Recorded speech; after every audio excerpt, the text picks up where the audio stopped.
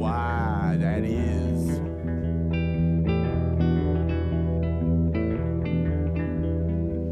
The paper boy don't come no more. Why do some photographers go to the street and other photographers go to a studio?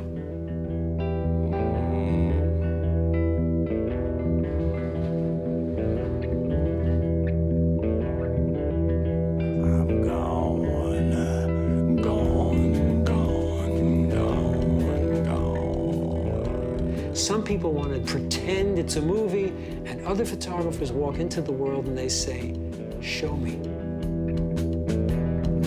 They don't burn,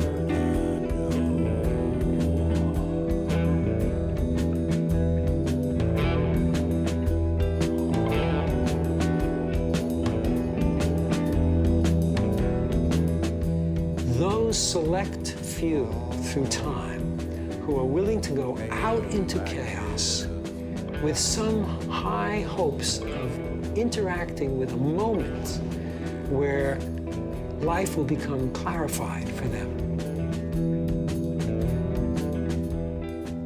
They can welcome ambiguity and the surreal aspects of this kind of chaos. Even though it's chaos, they will have a moment of clarification. no good for you. Better stay away.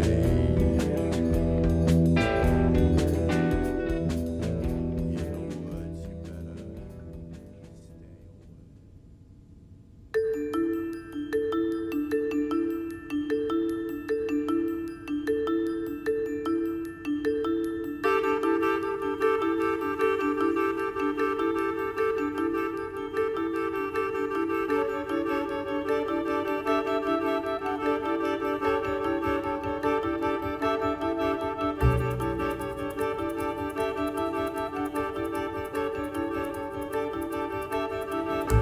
away.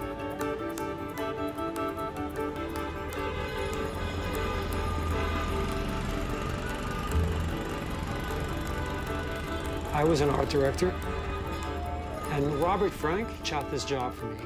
It was so interesting. I had never seen a real photographer work. He just was so physical, and he moved so agilely, and he was balletic, and he kind of whispered to the girls as he was photographing them. And I left that shoot 2 hours later, and I went out on the street, and suddenly everything on the street was alive to me. Someone waiting for a taxi, two people hugging goodbye. And I started saying click, click, click in my mind. And by the time I got back to my office, I knew I had to leave. And I walked into my office, the art director said, how'd the shoot go? And I said, it was great, I'm quitting. And he said, why? What are you gonna do? And I said, I wanna be a photographer. And I remember he asked me the crucial question. He said, do you have a camera? I said, no, I don't have a camera. He said, Schmuck, how are you going to make pictures if you don't have a camera? He said, opened his drawer and he handed me his camera, a Pentax, and he said, here, use this until you get a camera. So that, for me, was the beginning. I wandered the streets not knowing what I was shooting. I just knew I had to be out there watching life because I was interested in the way people did things. It seemed to me that's what you photographed, the instantaneous gesture when somebody made some kind of emotion or did something physical.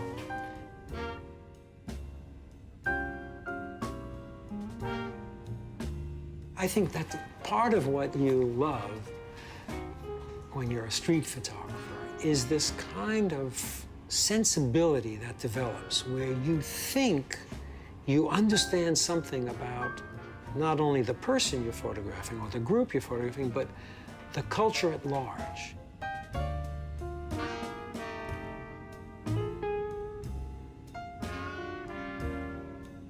Responding to things, and at the same time, you're learning what they mean to you. What does a gesture signify? What does a certain kind of person make you feel like? You learn to deepen your way of reading these signs. It's the joy of the exchange. Only I can identify with them in this way.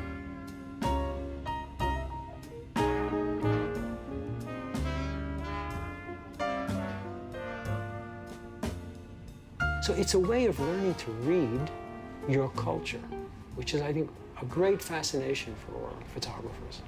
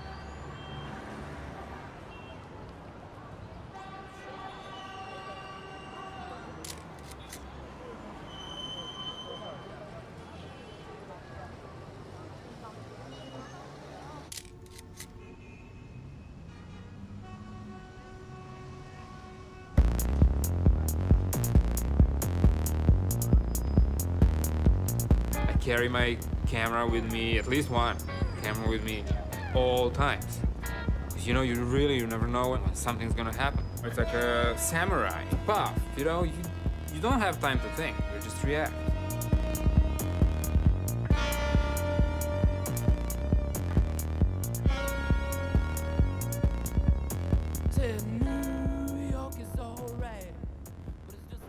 I was born and raised in Belgrade, Serbia. It was amazing, because we grew up in a perfectly safe society. Then all of a sudden it just became terrible. All of a sudden we had war going on all around. People were coming back from the front lines, half insane. A lot of weapons, crime was on the rise. I think I started to take pictures in the midst of that insanity, of that chaos and sanctions. Basically try to preserve my sanity, because when you're behind the camera, you're not a participant, you're just an observer.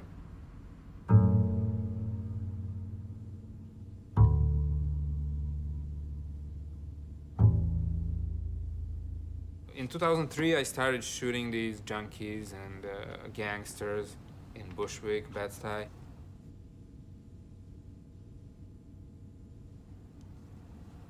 What can they do to me? They can kill me, so what? Yeah.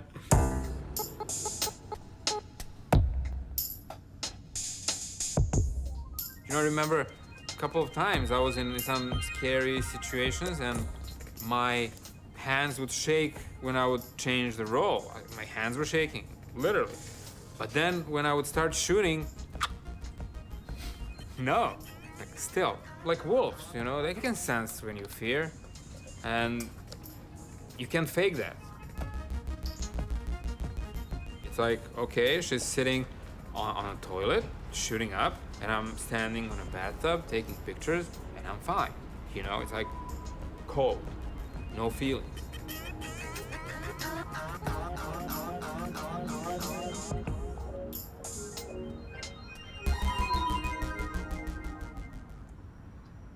For me, it's becoming what you're shooting. You have to get into their heads. My accent, I think, helps. Because, I don't sound like anyone they hate. And then, in a way, we developed some kind of relationship.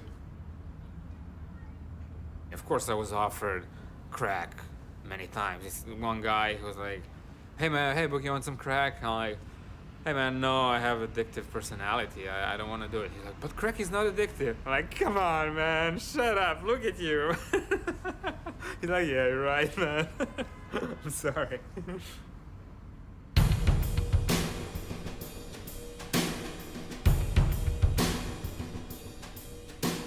Gang kids, they asked me, hey, Boogie, would you like to take some pictures of us with guns? And I just couldn't believe it was happening. I'm like, yeah. And then we're in a hallway of the project, loaded guns, bam, bam. And it wasn't just about taking pictures at that point, it was just about being there.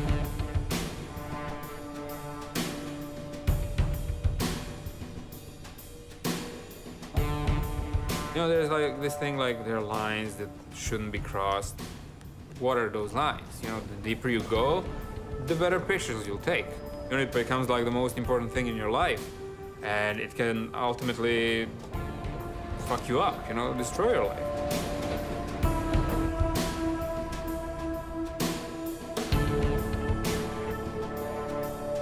I thought I would continue the project in some way, but it was just so depressing. I would go there and I couldn't recover for a week.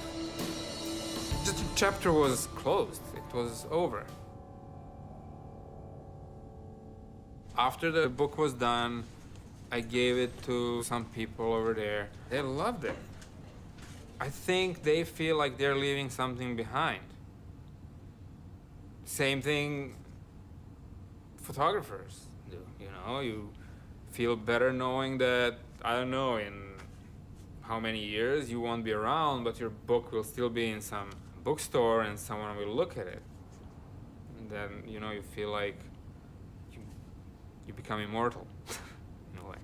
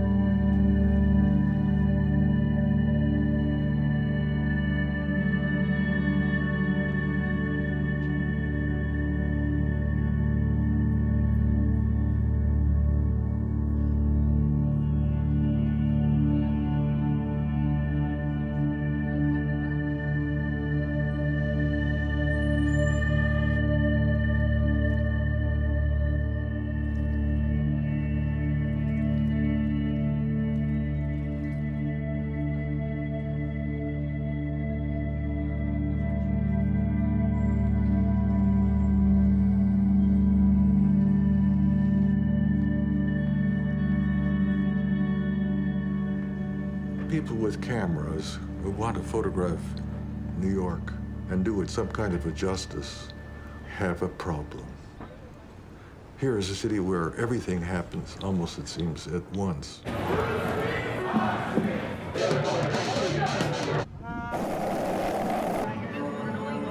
Noise, movement, combustion, energy, dissonance, danger. I had a barrier on the other side. New York photographers have to take all those matters into account to do some kind of record that encompasses a human setting and a cluster of variables that defy imagination. So it was no wonder that a number of photographers grew up taking advantage of this, what I call volatile proximity of citizens to each other.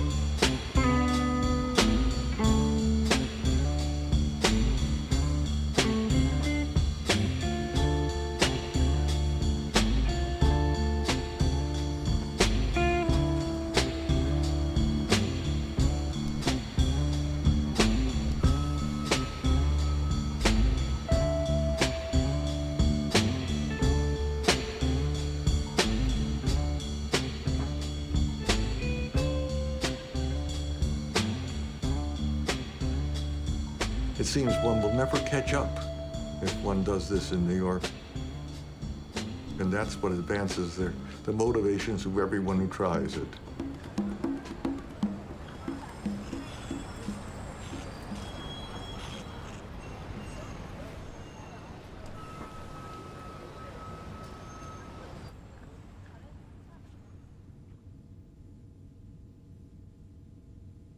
When I first moved to New York, which was in 1975, I got a job with the New York Post. And of course we were shooting film. And I had 2 cameras, and both cameras were loaded, so I often had a lot of film left over. It just became my habit at the end of the day to cruise through Alphabet City on my way back to the Post. The Lower East Side at the time was a complete, like, bombed out war zone. You know, vast, empty areas and vacant lots. What I learned when I was studying anthropology was definitely the point of view I had when I was taking pictures in New York, which is sort of an ethnographic point of view as opposed to trying to be an artist.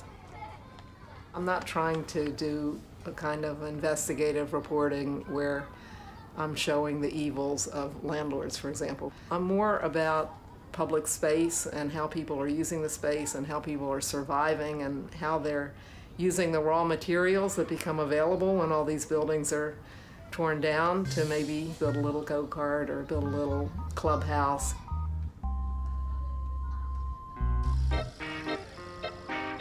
And that was the sort of thing I was looking for. Anything that's ephemeral is like wonderful subject matter for a still photograph. You know it's not going to be around for long, and in just less than a second you can take a picture and preserve it.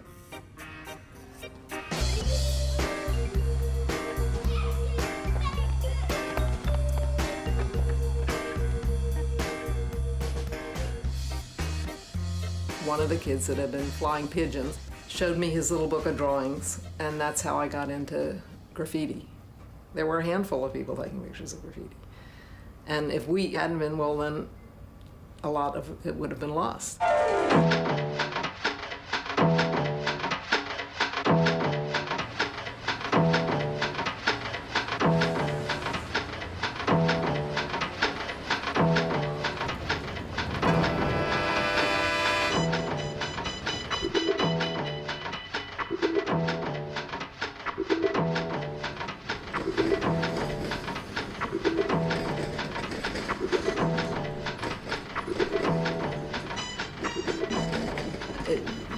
Looks as if every car was covered with this beautiful graffiti, but in fact, you could go and stand for 5 hours and never even get one. It was not easy to catch those trains. I mean, I would wake up before dawn in the winter when it was cold and go up to the Bronx and stand in a vacant lot for hours just waiting for the train to come by, and sometimes nothing would come by, and I used to get calls, you know, yo, Martha, we did a piece on the whatever. This is Lask. I bust out a rooftop on the 6th line, bright colors. Last blockbuster is fresh, done by Vice Boys, you know the crew. For me, it was always a matter of getting the right background with the right train. I don't want to see 10 pictures of trains with the same background. So if you look at subway art, you won't see the same background, because once I got a really nice piece with a really nice background, I would go find another background, stand in another vacant lot.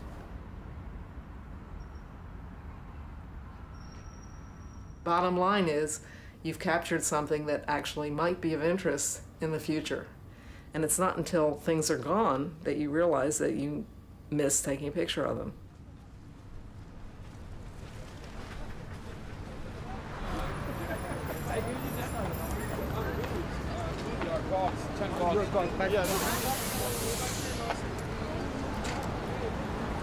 Hi, guys. How you doing? Jesus. Hard-ons, aren't they? Bunch of hard-ons.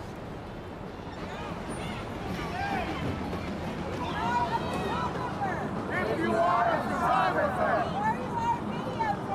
or you are videotaping, you have the right to do so. Within a reasonable distance of the police. If the police ask you to move back, move back. As little as possible.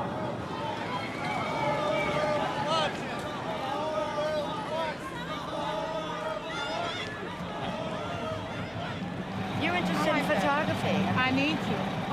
Well, you know, I have an exhibition of photographs on now Really? Where is it? on Madison Avenue between 64th, 65th, and 66th. Madison 65th and The show is called Street Cops.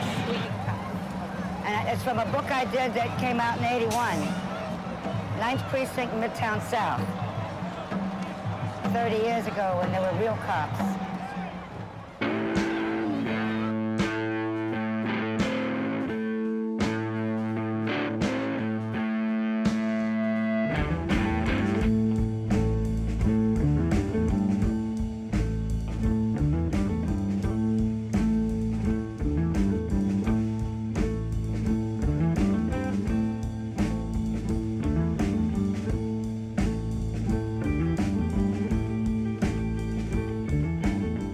I have never seen a book about good cops. I have seen books about the bums, the crooks, the creeps. I've also seen all the bad behavior. I have never seen a book about a good cop, and certainly not in photographs, and certainly not showing what is the job. Simply, what does it mean to be a cop in New York City? Well, in the beginning, I would do a couple double tours. I'd go on the 4 to 12. Do that, or maybe I'd go a little on the midnight, and still managed to miss the one time they had a delivery of a baby. Fell into the woman's pantyhose. That's why I had to be in the first car. If I got there a second later, didn't get the shot.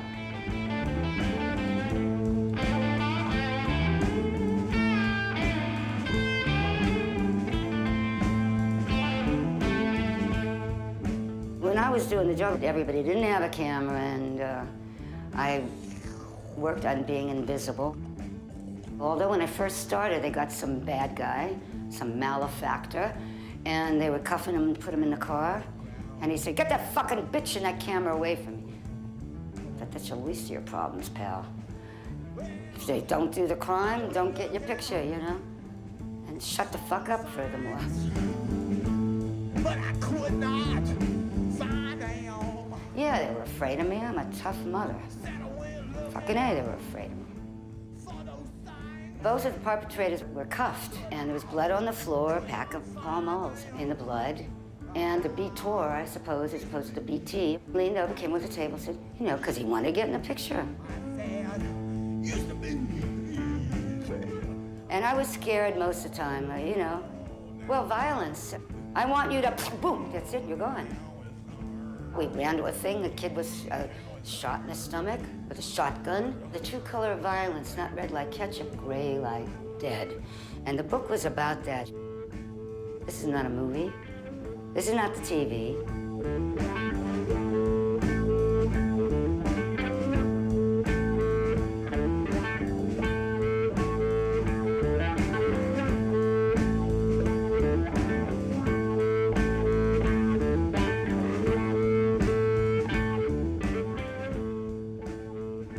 It's an honor to be able to make a good photograph of anyone, and it's a great privilege.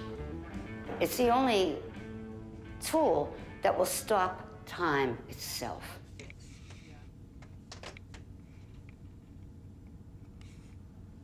I majored in sociology and cultural anthropology, and I thought that all I wanted to do was get out into the world, and I only realized that that's what I was doing with the camera. So by the firemen, again, there was no question that I'm going to run in like do a journalism thing. I wrote in the book, they're like soldiers and they will die for someone else or someone else's property. They're not like soldiers, they do not kill. They bring life, not death. And this is how I proceeded. What I saw was men that really love each other. And usually it's a pity that that only happens in front lines and in combat. And I got to see the genuine affection and the love and the working together and the lack of all this stupid crap. Gentleness, the gentle giant kind of thing, look at the hand on the head, how tender. And especially a big man being gentle. Oh, just always gets me. They saved this whole family. That they thought the building had been emptied, and one of my guys heard the grandmother crying above the fire floor. So I had to walk away on that one. I was being touched all the time. Mind you, I died before anyone saw me cry.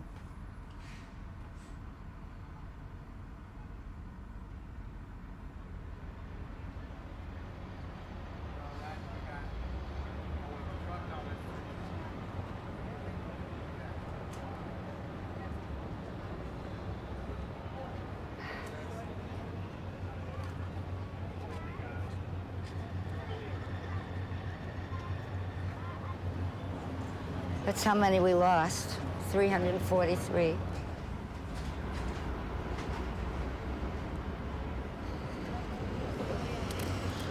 Oh, wow. Ah. Oh, well.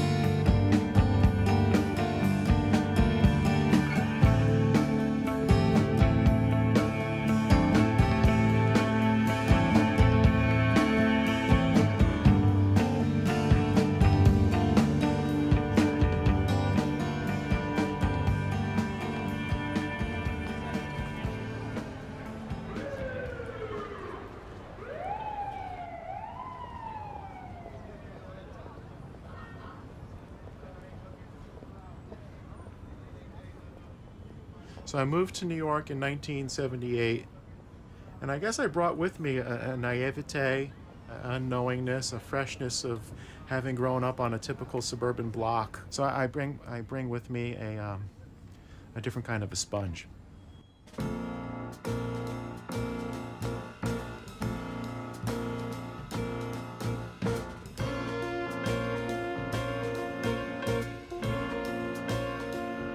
I immediately fell in love with the energy and all that it's made up of. The density of the people and who they are and what they're doing.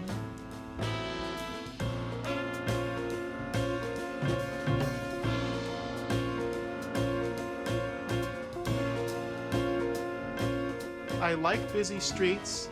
I like empty streets. Sometimes I'll see something on the ground and there's no people in it. I'm always looking in storefronts and banks, windows and cafes. And I like going into the whirlwind. I like it all. I really like it all.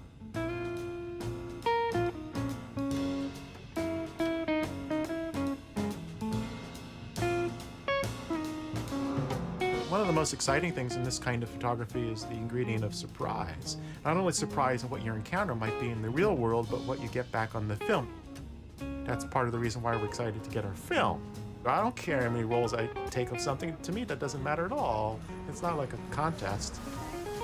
Sometimes a picture will happen single, but often it will not happen that way. And clearly I have a memory of the Burning Shoe. When I saw Burning Shoe, I couldn't believe it. I couldn't have thought about it. I couldn't have thought of it happening. And I was like, how much film do I have? So I had like 3 rolls that day, and I have at least maybe, I don't know, 7 frames. You know, they're going to vary. This has a particular pedestrian, a particular amount of smoke and distance. I really worked the shoot.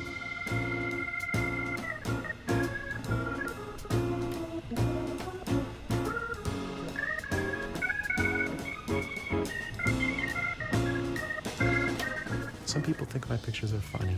I didn't realize that. And that makes me excited. It's hard to be funny.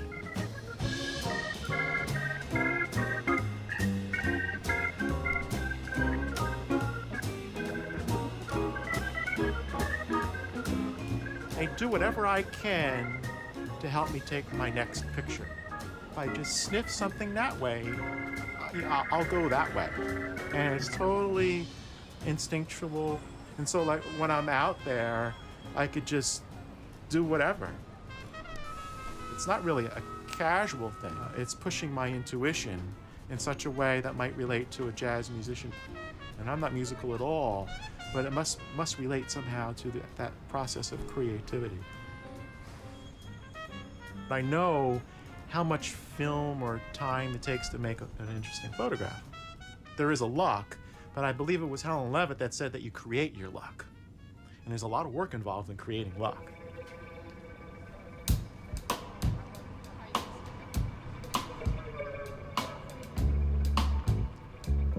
Helen Levitt was a diminutive woman walking with a small miniature camera, able to conceal her activities because of her modest presence and agile movement. The work she produced is figured in our imaginative memories of New York because of both the warmth and the pathos of the sightings she made of children and immigrants and poor people and communities, all hugger-mugger together in a kind of exquisite concord. Lisette Modell, she had a Rolleiflex where she'd have to look down into the viewfinder.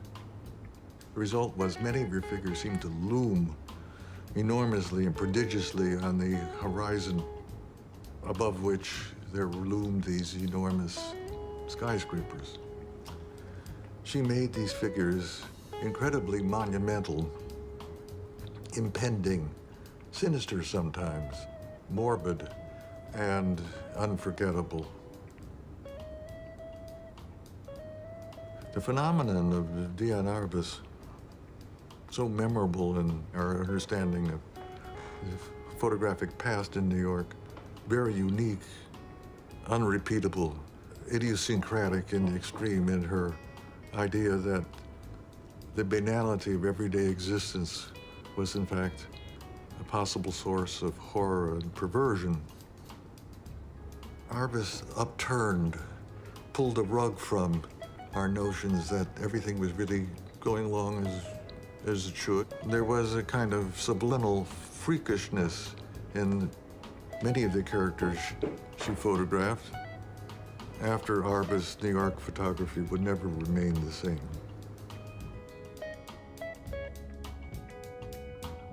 Nobody really thought about style in photography for much of the 19th century, and it's not until the late 1880s, really, you get to Stieglitz and Emerson and various other people in Britain as well as the United States. This trickles down to art photography, all the magazines, and soon you have dentists in Syosset taking pictures of trees at sunset that look Japanese. And then, meanwhile, there's been this great documentary photography that passed unnoticed at the time. And there were a lot of these, sort of citizen photographers. Also, I think of the Photo League, that great institution, some of whom made interesting pictures by accident and some of whom were like, real artists.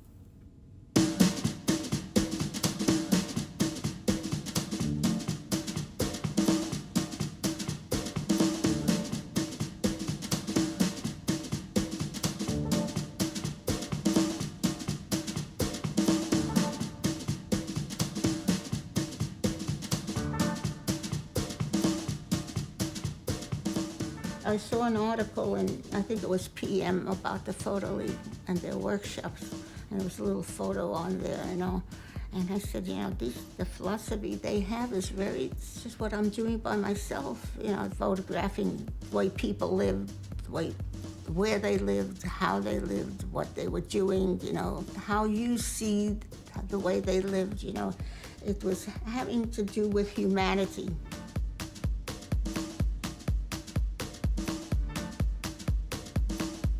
I went to visit them, and I ended up signing up for one of the advanced class.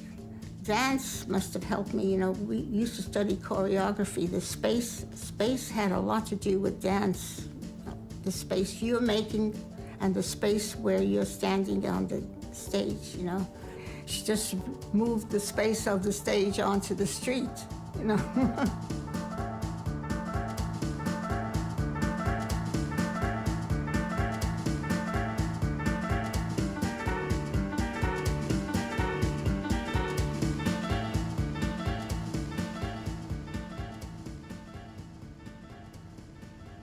The camera's supposed to make a document of how things are. You know, how people looked maybe in 1950, you know, with their Stetson hats, you know, and the kerchiefs, or how their dresses looked, or how the tenements looked. Just kept for years taking photographs of the Lower East Side. You know, during the glory of the Photo League, there's so many of the famous photographers used to come down and spend time talking and meeting people. Yeah, I wonder if the Photo League didn't get busted out, how they would be. It was labeled un-American. And if the FBI was around and they got a list, you know, they could really grab you. People really stopped coming because they were fearful. It just folded up. We never talked about communism or anything, but they were always kept an eye on us because they felt we were close to the philosophy of the working people, of the poor people.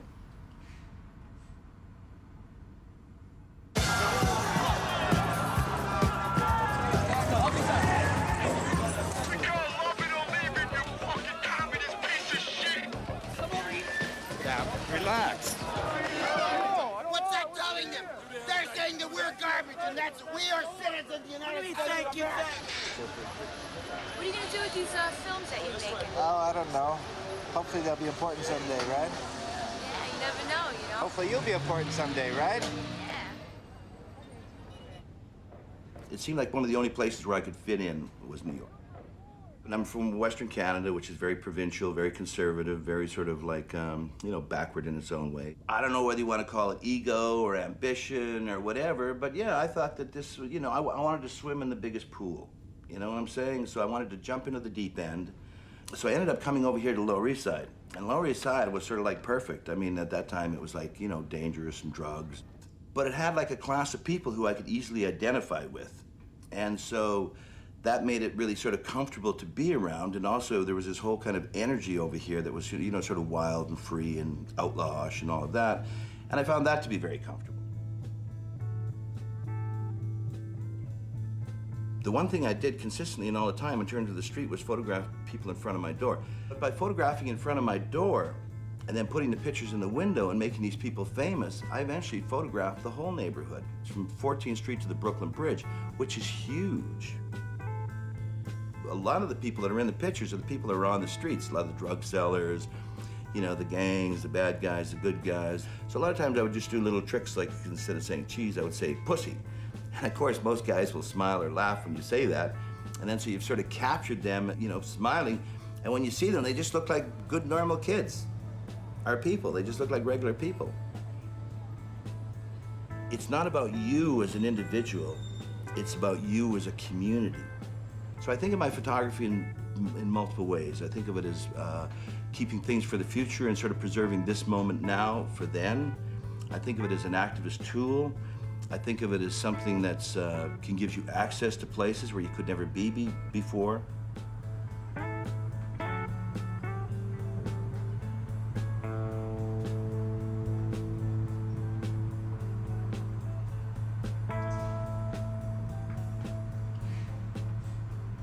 The Tompkins Square Park police riot. That was August 6th, 7th, 1988, where a number of people were there and had videos and photographs, but there was sparse and few.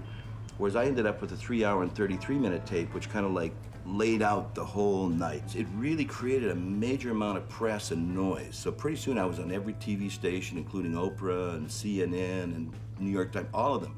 A man who went to jail rather than give police the videotape he made of a demonstration turned riot. It was a police riot. That was the first time that a handheld video camera like that had ever been used as a protest tool and as an activist tool against, you know, government wrongdoing. It was that egalitarian factor that you didn't have to be like this, you know, have to gone to Harvard and learned out, you know, art history.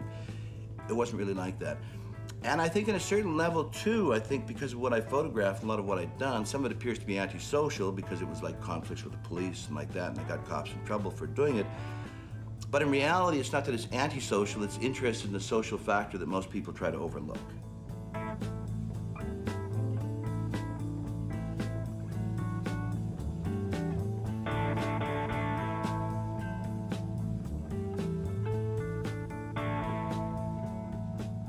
And I think if one is going to spend their time doing something, you want to try to make it to be important. You want to make it significant. And that's part of the reason of coming to New York.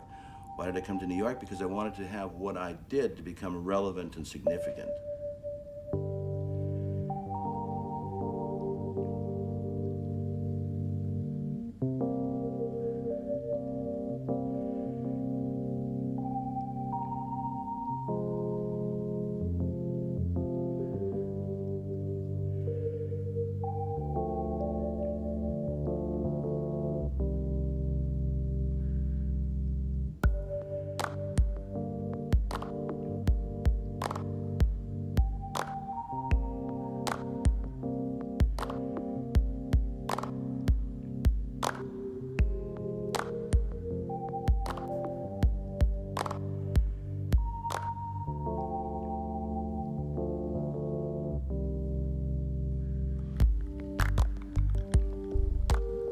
I get the feeling that there are too many bad pictures in the world, but there's always room for good ones, because good ones illuminate, entertain, amuse, make people feel, instruct, do all good things.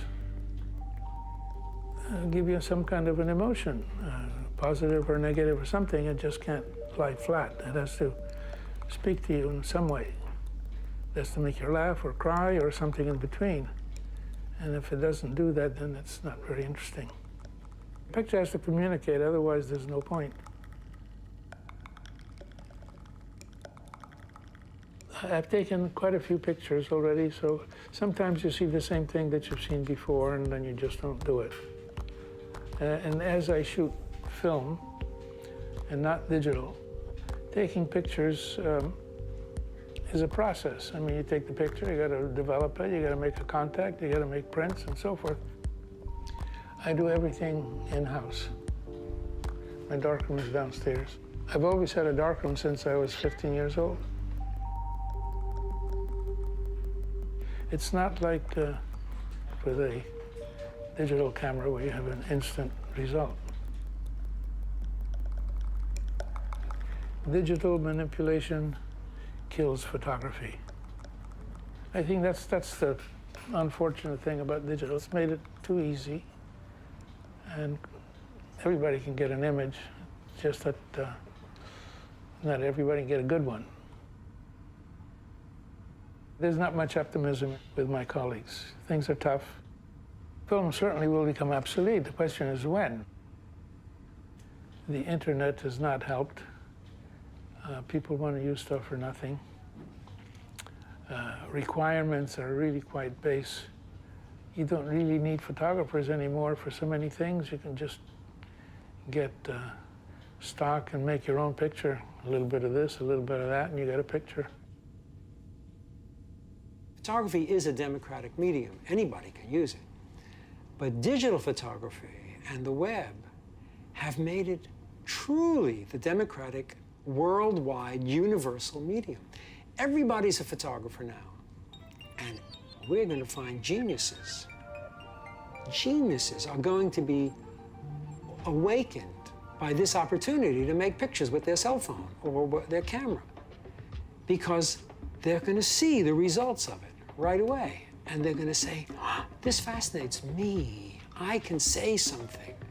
But the work they make is going to look very much like what the digital world is, where we are today. It's going to be very contemporary. And I mean, sure, there's a lot of crap everywhere. We know that. But I think there's also genius waiting to be discovered. I used to think every time I pressed the shutter, it was 50 cents. And that click, click, click, that could add up really quickly with the film and the developing. But now, it doesn't add up click, click, click. So that's, you know, there's no reason not to just shoot everything. No, I don't own digital camera. I shoot film only. With film, you keep pushing yourself, and I think the result, because you don't know what you have, you might get something better. You might have some better results. I don't have Photoshop, and I don't really like computers. I like email, I like Google. That's about it. It's too precise. I get very, very, very scared. So scared. I could never buy enough external hard drives to back me up. You see how I am. I mean, my whole house would have to be an external. And then I'd have to get another house to back up the house. It would never end. No, I'm just crazy about my, my work. You couldn't back it up. I'm sure you could, but it's very hard for me. Picture's a picture. What does it matter what tool you use? I think it's ludicrous and ridiculous people carrying on about that. It doesn't matter how you get the picture, it's the picture. Change is so inevitable, What are all these cameras out there photographing? What don't they take? Will there be anybody who's going to be using the photography the way it used to be as time goes on? I just think about that,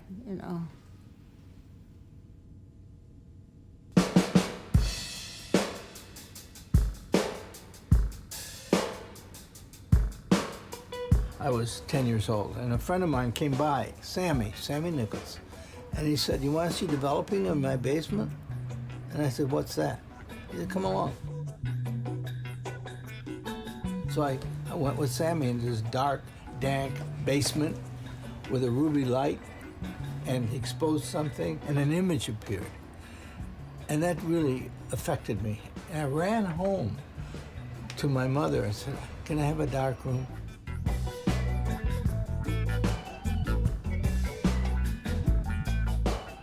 I lived like a monk.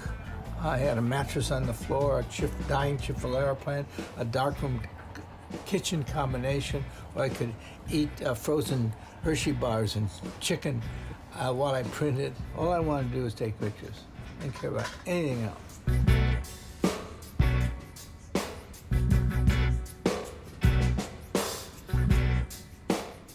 It's easy to penetrate someone's privacy. It's about privacy. And I've tried in my work to make contact, to offer pictures. And even in the Brooklyn Gang, I would give them pictures.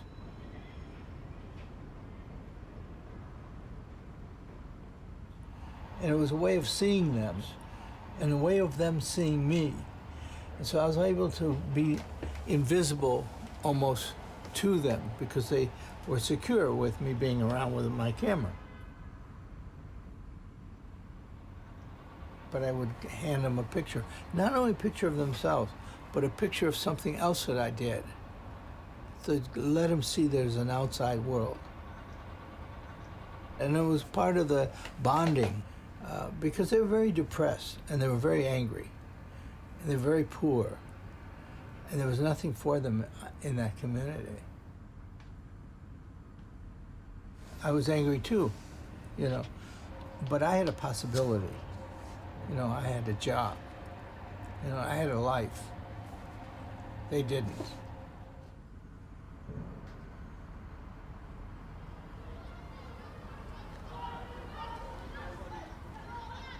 100th Street was considered the worst block in the city.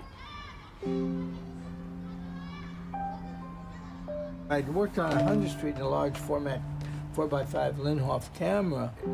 It was classic. I was a real photographer because I went under a black cloth. I fumbled around. The pose was beautiful.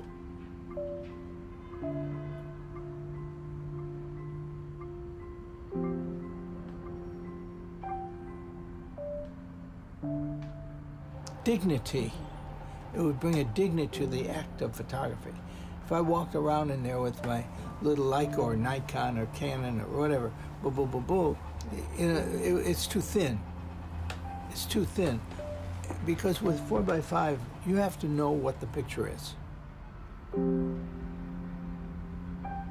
So that you become kind of collaborative with your subject. time was suspended. It wasn't the decisive moment.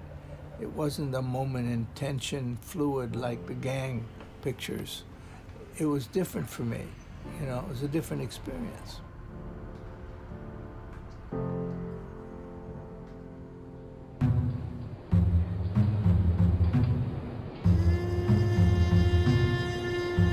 The subway in the late 70s, early 80s was deplorable. Everybody hated riding the subway. It's unsafe, it never ran right, it's full of graffiti, all kinds of things. Dirty. I read a lot of young boys' books on tiger hunts, and I scheduled the way I would be on a subway the same way a tiger hunter would walk across a field. Tigers always attack from the rear.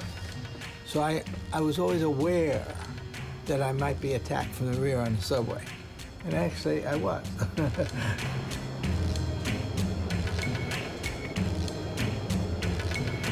I became addicted to the subway. When I heard the rumble of the train below our bedroom window, I jumped up like a werewolf. Sometimes I would go in the subway at 1 or 2 in the morning and stay until dawn. I was starting to get a little crazy with it, you know.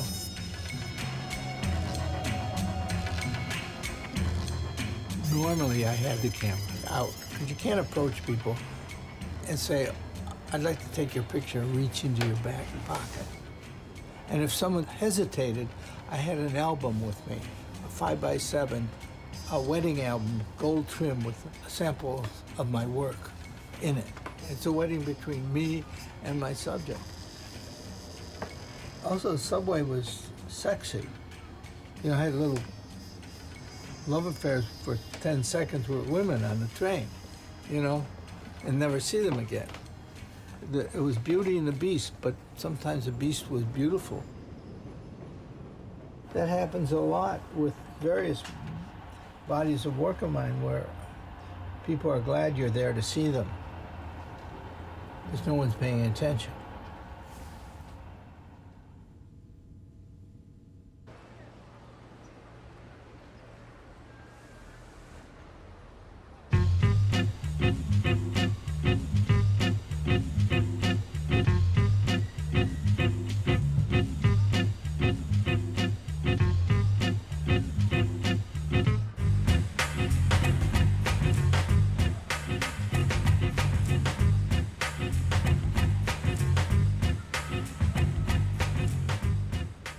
I don't expect everyone to be like me, thank God. If you had 42 Bruce Gildens running around, Jesus Christ, there'd probably be a ban against photography. No one would be allowed to take street pictures on the streets of New York.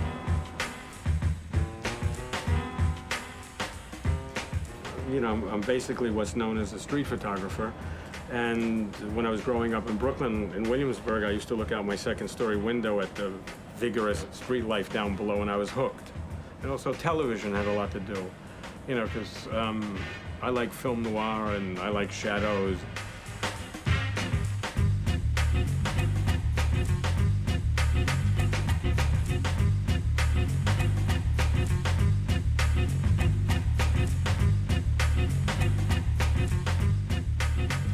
There are times someone will go out with me, you know, like I'm just with somebody, and I'll say, "It is a person for you," and I'll say, "No, they're too." I won't use the word stylish, but they're dressed too neatly. You know, they look like they are a character, and they're not. You know, the hat is too neat. Everything is too much like they're programmed. Okay, it's not like they're a character. Just something catches me. There's something striking in there. And I don't mean a vulgarity type of striking. I mean just as a detail. It's something that it just works. You know, they're a little bit more extreme, or some of these people I've made more extreme. You know, they're just average people. But there's something I see in them that attracts me, that makes me want to photograph them. I realized I had to really jump in people's faces to isolate them, to separate the foreground from the background. Flash helps me visualize my feelings of the city because it shows the stress, the energy, the speed, and the anxiety of the people. You know, you can't photograph everybody, you can't photograph every situation, because otherwise I wouldn't be sitting here talking to you. I feel almost like I'm a director out there. I am the director, and sometimes if I see something and the person turns the other way, I say to myself, oh, shit, he doesn't take direction well.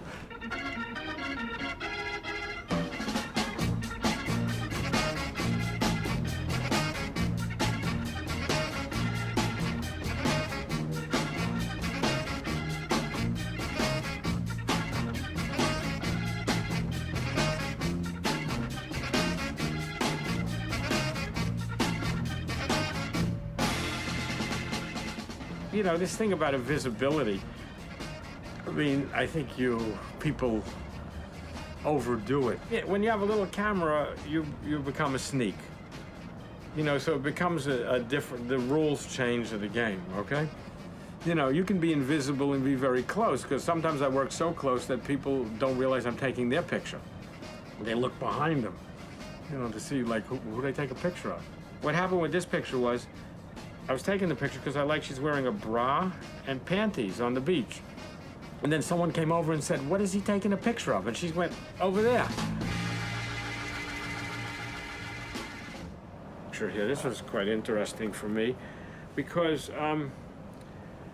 I saw that and I wanted to take a picture of his face because, you know, part of his jaw is like missing, okay, here.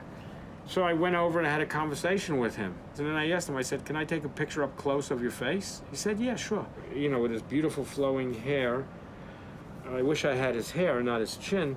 But the thing is, with his hair, I mean, he's like a beautiful bird for me. So, you know, people in my pictures aren't these people. People in my pictures are symbols for what I see. And it's how I express what the world is. I don't think the world is an excellent place. You know, I'm comfortable doing what I do because I don't think I'm doing anything wrong. You know, I don't let people bully me or intimidate me, okay? So I'm not some pushover out there. And if you look in my eyes, you know, you'll see that I'm not a normal guy sometimes. I've done some pretty wild things out there.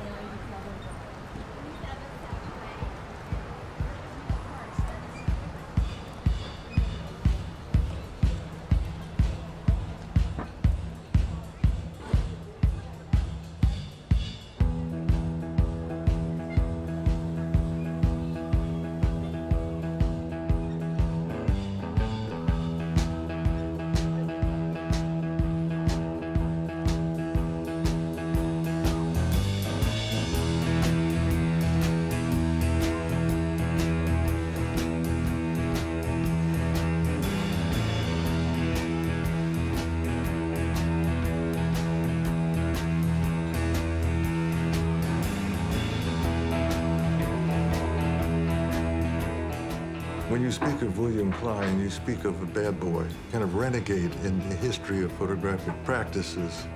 When he came to New York in the 1950s, it was as if he had a score to settle, so that there's this strange dissonant mixture of familiarity and distancing that goes on in William Klein's view of New York that epitomized both the bitterness of his recognitions in the city and at the same time his affection for them. Robert Frank produced for us an album of the city, the exact opposite of the cheerful, gregarious multitudes for which the city had been celebrated in many other photo campaigns. His New York, on the contrary, was a patchwork of subcultures and wary glances. All of this comes through works of great power that add to the mythos of the city as a place you have to watch your step in.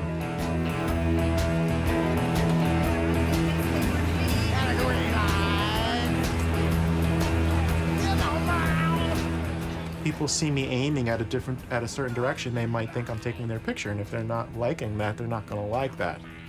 And it has been a problem more than once. Certain rangefinders are magnificent weapons. There's no mirror to get bounced around, and if you wrap the strap tightly and go like that, sideways, they don't mess with you too much. But I have to start exercising because, you know, I don't know. I want to feel able to defend myself. I don't go out with a lot of equipment, but I don't hide the equipment either. I go out with a worn old camera bag, and I just try to be street savvy, that's all. I got locked in a train once with some graffiti kids. They're very special keys, and locked me in so nobody could get at us, and then they scribbled all over the place. So they were little kids from Yonkers, white kids. You want to break it up? You want to break it up? What's your problem? They kept on trying to push me off the block, and I didn't want to hear about it, so eventually it got into a confrontation, and then I got beaten up by the cops, and I was covered in blood, my shirt was ripped, I got a couple of teeth knocked out. There was a guy that's, you know, I don't know, so this is 10 years ago, and a tough guy. You know, shaved heads, deep scars in his head, you know, a toughie. So I said, fuck it, I'll take his picture anyway. So I took his picture, and he came over to me and he said, you do that again? He says, I'll fucking, and I didn't say a word because he could have fucking taken me and threw me through the window.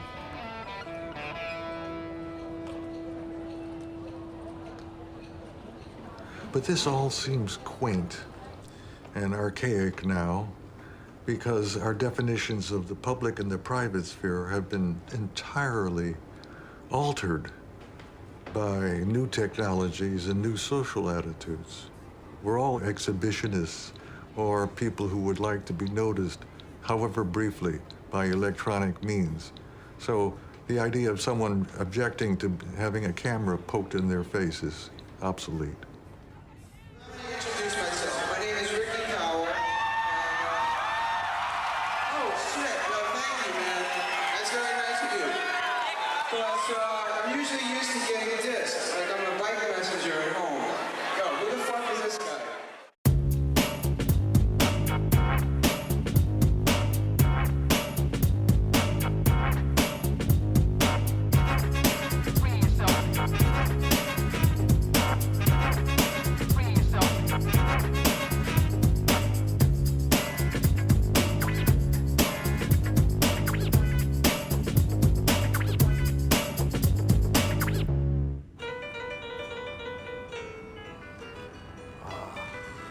I listen to the Blues Hour on Jazz 88 every day, 3 o'clock. Gotta have soundtrack as I walk through the streets. My neighborhood has been infested by New Jack cornballs, so this helps me freeze them out.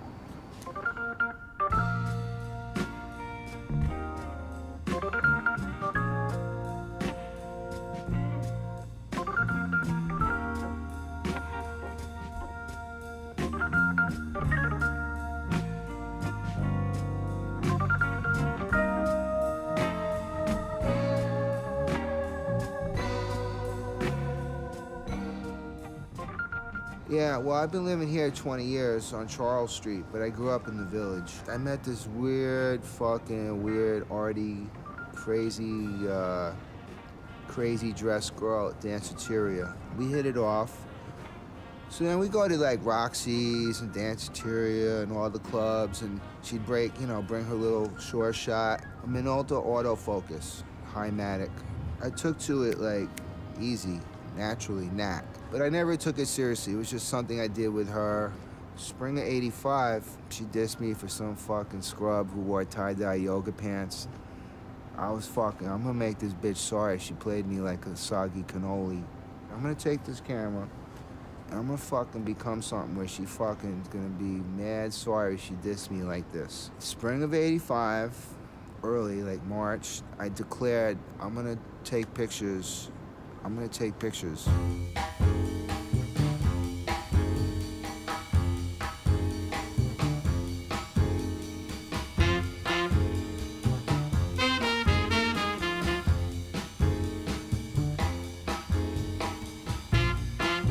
Yeah, I've been a messenger, substitute school teacher, frozen lemonade vendor, tour photographer.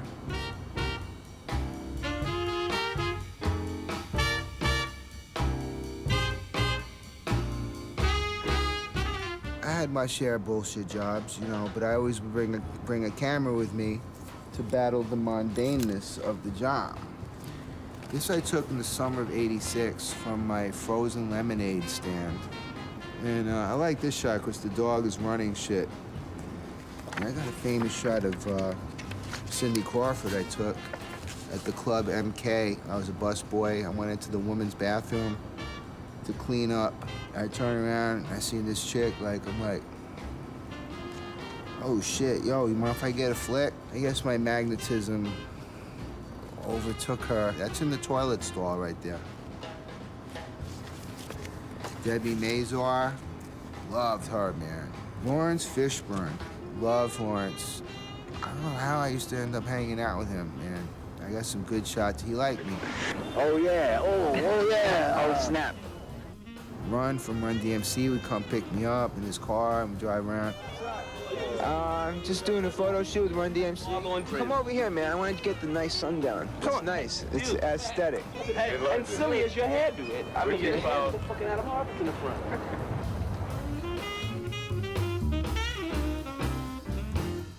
Don D. White, the graffiti legend. I don't know. I used to hang out with these dudes, except they knew I was down. We're in the palace of the rap Svengali, Mr. Russell Simmons. Alice. How are you, bud? Old Mickey. I love the way you've, dressed for today's interview. My most well-known photo, probably Warhol Basquiat. Went to Shafrazi to see the Warhol Basquiat opening. I meet up with Zephyr and Revolt. They were like a dynamic duo of graffiti. I used to just be on their jock. And then we noticed Warhol and Basquiat coming from Houston Street. And I was just like, hey, you mind if I get a quick flick? Or some shit, I don't know. And they looked at me. Basquiat seen me around. He was always nice to me. They stopped for me, posed, took the shot. I said, thanks, man. So I had just shot 2 great dynamic duos in the same minute at the onset of my career, career.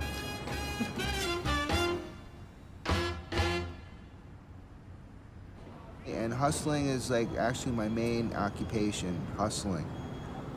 That's what it is, man. Waking up, making sure you wake up in the daytime, putting your pants on, making the calls, getting out of the house, maneuvering. And, I don't take those for granted. I have to be prepared because even a dope shot might arise, even when I just go to the deli, and it happens. Street photography to me is like my transistor radio. The playlist is infinite. There was no reason I shouldn't have a camera, because all I had to do was this. And if you can't do this, if this is too much, then, I was in the wrong business.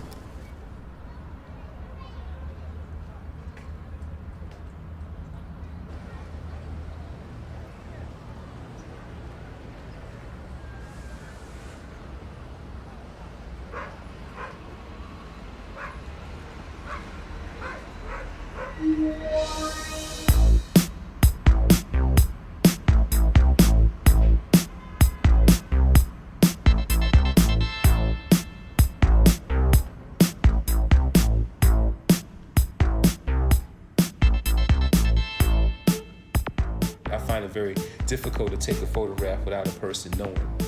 Occasionally I will, but it's still something magical about being able to approach a stranger and convince him that you are sincere.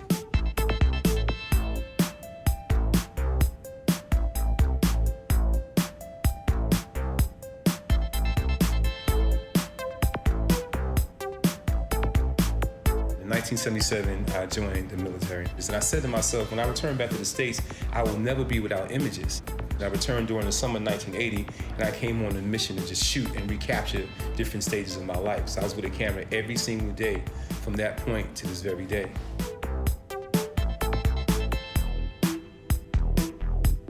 When I was downtown Brooklyn photographing the posses, the crews, I realized the psychology of photography for me. You see that alpha, and I would study my subjects first, because being a military man, we learn the science of reconnaissance and recognizing, leadership. So I would see that alpha male or female. I was studying for a few, and I knew that I had to approach him first in order to get the permission to shoot everybody else. And the alphas are normally the male who has the jewelry on, he's distinguishable, and I would compliment him. But that was a psychology also, to compliment my subjects and say, you know what, I'm looking at you and I recognize power and strength. And I can tell that you are a very powerful person. He says, you know what, yeah, I am. So I would photograph him and go get it blown up and bring it back to him. And he would show all his people and say, yo, look at this. So then they would all want photographs. They gave me the name Picture Man, and I was just there. I left at the age of 17 to go into the military. I came home at 20. So a lot of things I wasn't exposed to, you know, during my youth. But when I returned, I saw prostitution and homelessness for the first time. And whatever reason, I wanted to capture it. So I would go out there and I would just not only take photographs, but I was really curious on why these women became homeless and try to get them off the street at the age of 20 years old. So in a sense, I became a street teacher, and I had a reason behind what I was doing. And it was dangerous in the beginning. And I saw a prostitute performing a sex act on a religious figure, and I shot it without asking. And she started screaming, and the customer ran off without paying her. So her screams summoned her security, her pimp. And I had said to them, you know, with all due respect, before you attack me, let me at least explain what I did and why I did it. And in my explanation, you know, the person, he says, you know what, I respect you. And he says, from this point on, you have my permission to come out here anytime and shoot. He says, only thing, you know, you just have to do in the future is ask. So what that did for me at that time, it taught me the importance of asking. And I was criticized for that as time would go on, because people would say that my work is too posed. But what it was with me, I would ask, you know, with all due respect, you know, my name is Jamel Shabazz, may I take a photograph for you? The smile was a reflection of what I gave them. So when I look at the smiles that I see in my photographs, I created an atmosphere which made them feel good. And then that makes me feel good to know that I was able to do that.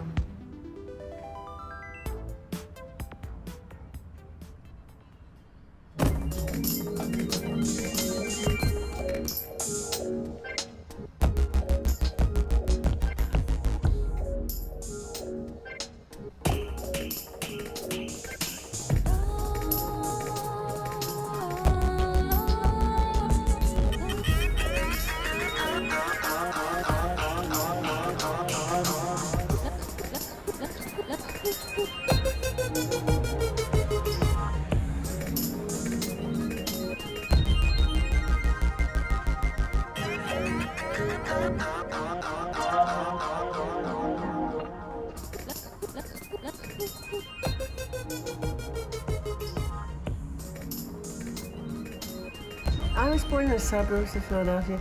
I can remember when I was 8 years old walking home from like 3rd grade and saying, I gotta get out of here. And I stayed with that, and I really always thought about my freedom, and I always thought about moving to New York, even when I was a child. When I first came to New York, I would go to the parks, to Central Park, and I would also, which I still do, try and find out when there are events, shoot around them, not necessarily the parade itself. I still love the street, and I still go out on the street. It's a challenge to work on the street. The hardest photography to do is street photography, actually, because you have to really think on your feet. You know, you go down the street and you turn right, and something amazing happens. You don't make that turn, you turn left, and nothing happens. You have to make a picture in that very moment, and I'm old school in the sense, well, I'm an analog photographer, but I'm old school in the sense that I don't believe in cropping, that I believe you have to make the picture in the camera. It's harder to be a woman than a man. I'm definitely admit that. The disadvantages came more with business, of people, you know, not maybe wanting to assign you as much in the beginning, but also the disadvantage of strength, just physical strength. But I think there's also an advantage to being a female if you're a street photographer, because I can walk down the street and I can knock on a door and someone will let me in. I'm less threatening than a man.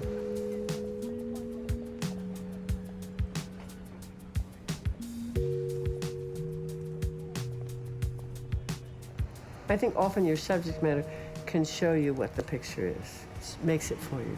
So I'm not a strong believer in heavy-duty concepts when I do portraits of people. I sort of like it to come from the people. I try and make iconic images. They're hard to make, but that's my goal, is to make images that stand on their own, not to tell a particular story. I think film tells a story, you know. Still pictures should be single, very powerful images. I don't know whether my pictures cause social change. I think maybe they make people aware, and I think it's important for people to be aware. I think today the fine art world, at this moment, does not really appreciate reality or documentary work.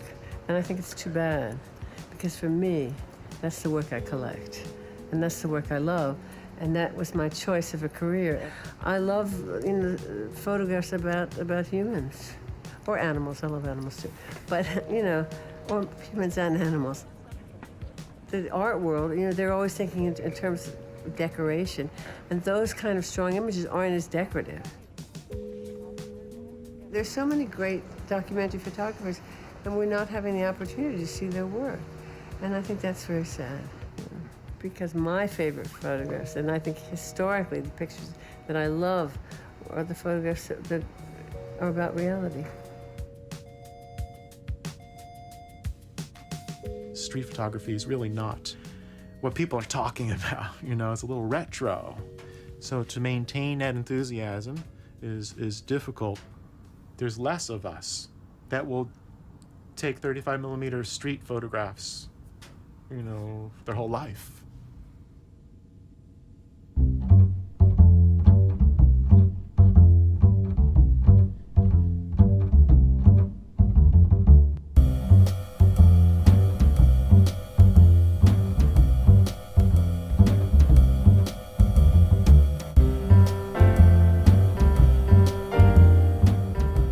As I've become older, I feel more in touch with the importance of what I and others like I am doing, and that is rendering the human condition, showing the world and life as it is. Us picture makers are responsible for doing that in an honest and way that is unique to our own selves to make a contribution. I'm recording life now my way.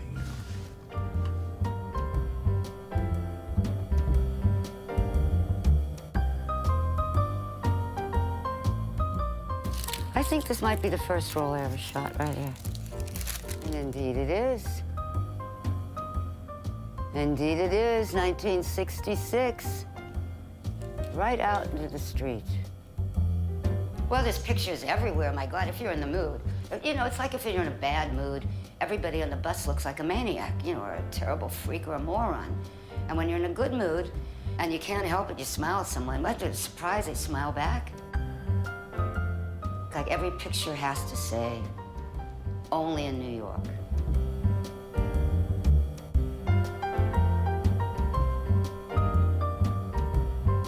Well, sometimes I leave my house, and by the time I reach Manhattan, I would shoot 3 rolls. Because there's always, stuff is always changing, there's always something new, light is different, people are different. You know, I'm just trying to show things as they are, you know, without bullshit, without judging people.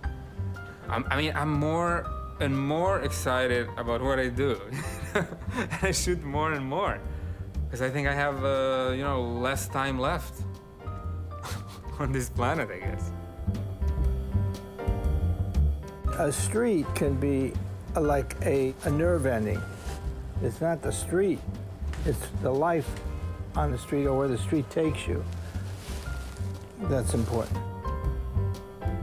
It's out there, you know. I'll go on. I'm just trying to get it right. Still trying to get it right. Photography is about description. It just describes things. That's all the camera does. You point it, you press the button, it describes what's in front of it. Something happens, some personal thing happens. Even though it's a machine and even though it uses a fraction of a second of time, we learn as human beings how to understand those minute little exchanges.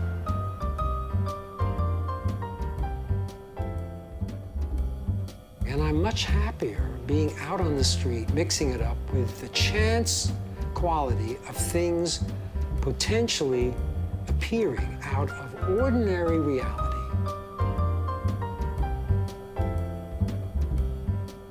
A slice of a moment. A thousandth of a second of recognition. And if you can accept that, then you can operate that way. There are plenty of people who don't have that kind of belief that the world's going to present itself in that way, and so they don't see it because they're not looking for it.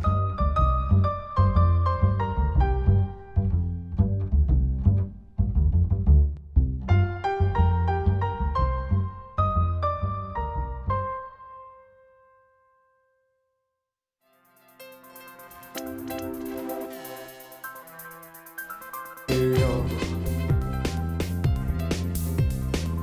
I love you. Oh, New York, you're my city of dreams. It's a city of schemes. Sometimes it's a city of screams. But I love you like a lady. Like a woman, and you're an expensive lady, and it ain't really right. But there's something about the way you look tonight. Ooh, I love you, New York. I never wanna leave. I never wanna leave you. 'Cause I love you, and I need you. I love.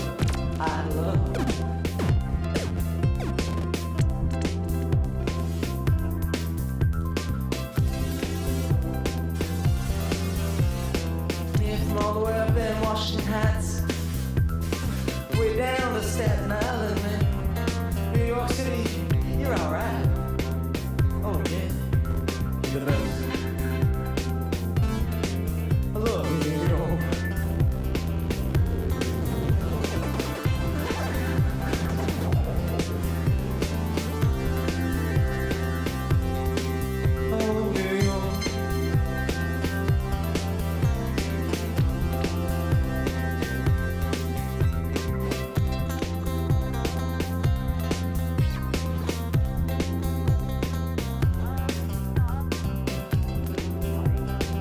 Oh, New York.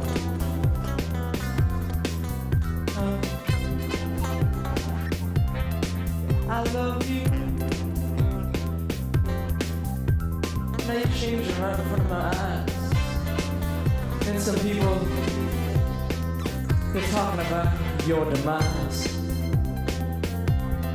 They say it's gonna fall apart. I don't know about that. All I know, oh baby, you are just where it's at. And that's that. And that's that. And that's that. I love you, New York.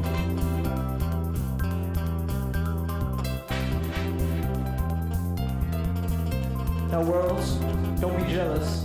I love you too.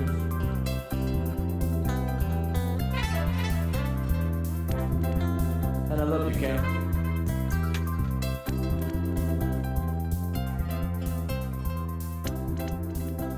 This is a song about New York. I love you, New York. I ain't never gonna leave you.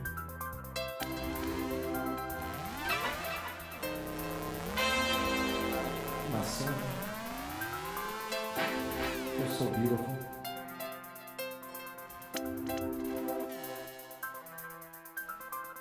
The romance that never